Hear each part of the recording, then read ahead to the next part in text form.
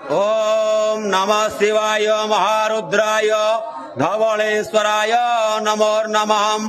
दीपम ज्योति परम ब्रह्म दीपम ज्योति जनार्दन दीप हरो तुम्हें पाप पूजा दीप नमस्तुते।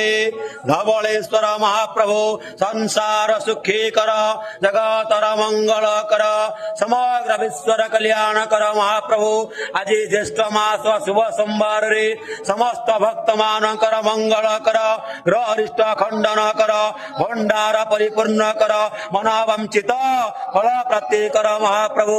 ओम त्र्यंबकं यजामहे सुगंधिं पुष्टिवर्धनम् उर्वारुकमिव बन्धनानि मरुतरमुखे यमामृतात्। धवलालिंग चरणारविन्दरे शुद्ध जलधारा अभिषेक करमणे विनियोग। धवलेश्वर महाप्रभु समग्र विश्वर कल्याण कर आनंदे कवार हरे बोला।